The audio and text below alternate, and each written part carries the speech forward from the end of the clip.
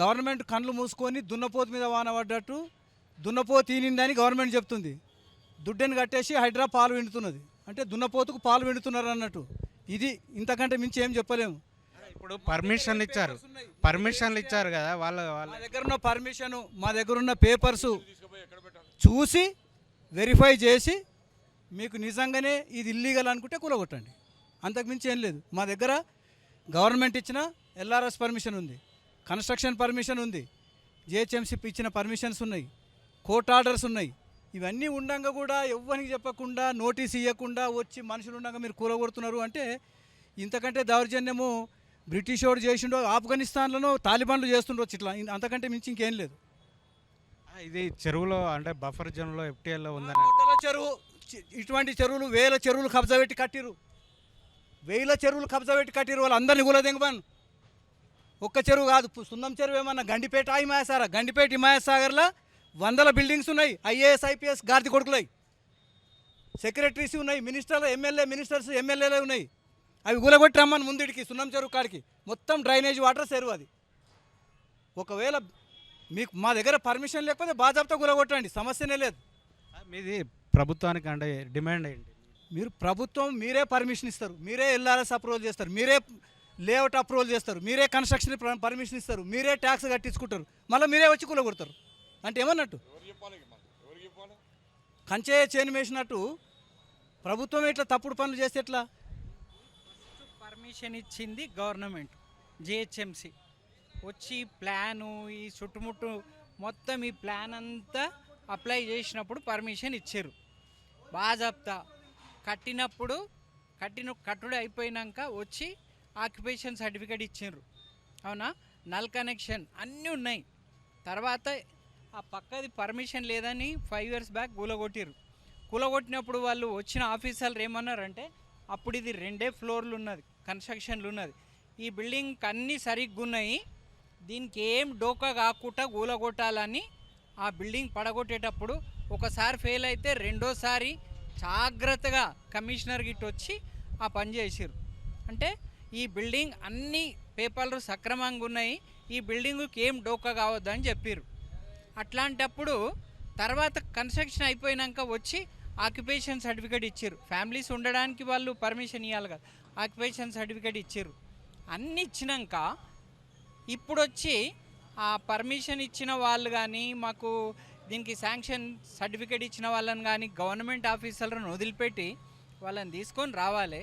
ఎట్లు ఇచ్చినావు అని పర్మిషన్ అని వాళ్ళని అడగాలి. అది సరిగ్గా అడిగి నిజమే ఇది తప్పు అంటే ఇప్పుడంతా రిటైర్డ్ ఎంప్లాయీస్ ఇన్స్టాల్మెంట్ కడుతున్నారు వచ్చిన పెన్షన్ తోటి. దాన్ని ఏం చేస్తారు మరి? వాళ్ళు ఇచ్చిన క్లియరెన్స్ సర్టిఫికేట్ తోటే బ్యాంకులో లోన్ తీసుకున్నారు. మరి ఇప్పుడు బ్యాంకు లోన్ ఇన్స్టాల్మెంట్ ఎట్లా కట్టాలి?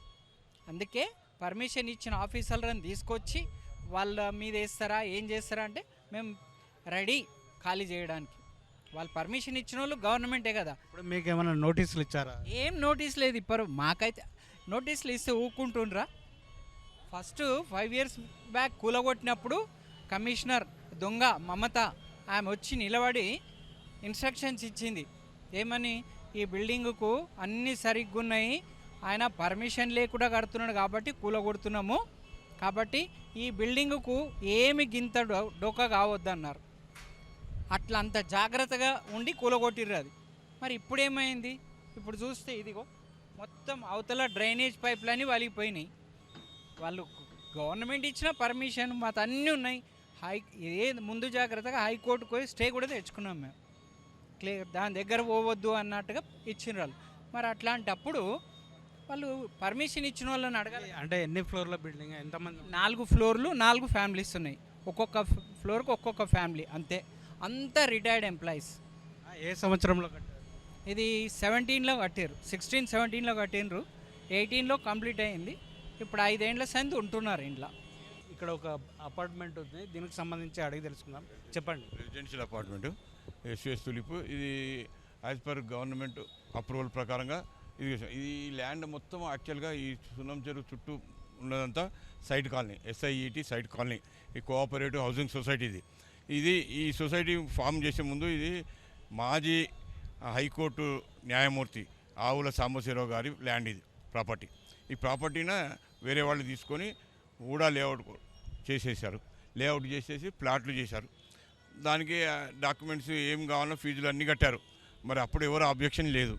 తర్వాత జిహెచ్ఎంసి అప్రూవల్ ఇచ్చారు. అప్పుడు ఏమీ అబ్జెక్షన్లు ఎవరు లేరు, ఫీజులు కట్టించుకున్నారు. అన్ని ప్రకారంగా బిల్డింగ్ కన్స్ట్రక్షన్ అయిపోయింది. మేము బయట ఎంప్లాయ్మెంట్ 36 ఏళ్ళు సర్వీస్ చేసేసి రిటైర్ అయ్యి వచ్చిన డబ్బులతో సపోజ్ చేసి ప్లాట్ తీసుకున్నాం. ప్లాట్ తీసుకొని 6 ఏళ్ళ నుంచి ఇక్కడ ఉంటున్నాం. ఇప్పుడు వచ్చేసి ఇది హైడ్రా అంటే హైడ్రా అనేది మొన్న వచ్చింది. మరి అంతకుముందు ఉన్న వాళ్ళు మనుషులు కాదా? ఇక్కడ వాళ్ళు ప్రభుత్వాలు వాళ్ళ బాధ్యతలు వాళ్ళకి తెలియదా? మరి ఆ బాధ్యతలు తెలియక అన్ని చేసినప్పుడు మేము చదువుకున్న వాళ్ళం, అన్ని డాక్యుమెంట్స్ ఎవిడెన్స్ ప్రకారంగా ఉన్నాయి కాబట్టి తీసుకున్నాం. ఇవాళ డాక్యుమెంట్స్ లేదంటే ఎవరికి చెప్పుకోవాలి? ఎవరన్నా ఉన్నారా? ఇప్పుడు మేము ఫలానా వాళ్ళ దగ్గర పోతే వాళ్ళు వింటారు అనే విధానం అయితే లేదు ప్రభుత్వంలో. అంటే చెరువులకు సంబంధించి FTL బఫర్ జోన్కి సంబంధించి ఆ పరిధిలో ఉన్న వాళ్ళ ఇండ్లను అక్రమంగా నిర్మించిన వాళ్ళనే కూల్చేస్తున్నాం. పైగా అంటే అధికారులు ఎవరైతే పర్మిషన్లు ఇచ్చిందో, అనధికారికంగా పర్మిషన్లు ఇచ్చిందో వాళ్ళపైన చర్యలు కూడా తీసుకుంటున్నారు. దీనిపైన అంటే ఇప్పటికే 6 పైన కేసులు పెట్టింది. అంటే మొత్తం హైదరాబాద్ టౌన్, సికింద్రాబాద్ టౌన్లో 6 ఆఫీసర్లు, ఇంకా వేరే వాళ్ళు ఎవరు లేరు. ఇక అంతేనా? 6 బాగుపడ్డారు. ఇక వాళ్ళు ఇచ్చిన వాళ్ళు ఈ విధంగా అన్యాయంగా. అచ్చా సరే, ఇదంతా ఈ రోడ్డు ఎవరు వేసారు? నేను వేసానా? బఫర్ జోన్లు వేస్తారా? రోడ్డు ఎవరైనా అప్రూవల్ చేస్తారా? ఎవరైనా FTL వేస్తారా? మరి ఇప్పుడు రోడ్డు 80 ఫీట్ల రోడ్డు ఉన్నది కదనే, దాన్ని అడిగి మీలాంటి వాళ్ళు అడగాలి కదా, ఈ మీడియా వాళ్ళు అడగాలి, క్వశ్చనింగ్ చేయాలి కదా. మరి ప్రజలకు ఇంత అన్యాయం చేసి మీడియా ఈ రోడ్డు ఎక్స్టెండ్ చేసేసుకొని మళ్ళీ ఈ విధంగా కొరకు రోడ్డు వేసిన ప్రజల కొరకే కదా, ట్రాన్స్పోర్టేషన్ సౌకర్యంగా జరగాలని కదా. మరి ఈరోజు వాళ్ళని మరి బఫర్ జోన్ రోడ్డు తర్వాత ఉన్న వాళ్ళు కూడా బఫర్ జోన్ అని చెప్పి చేయడం ఎంతవరకు కరెక్ట్ కాదు అని మేము చెప్పుకుంటున్నాం అంతే. అంతేగాని అంతకంటే ఇంకేం చేసేది ఏం లేదు. మేము ఏమన్నా బంద్ చేయాలంటే బంద్ చేస్తారా? మనం చెప్పింది వింటారా? వినే పరిస్థితి కాదు కదా. మా అన్ని డాక్యుమెంట్స్ ఎవిడెన్స్ అన్నీ ఉన్నాయి మా దగ్గర. యాజ్ పర్ లీగల్ డాక్యుమెంట్స్ అన్నీ ఉన్నాయి. మరి దాని ప్రకారంగా అవి చూసి మాట్లాడి మాది ఇల్లీగల్గా ఏదైనా ఉంటే చేయండి, దానికి వీల్ యాక్సెప్ట్ అని నేను అంటున్నాను.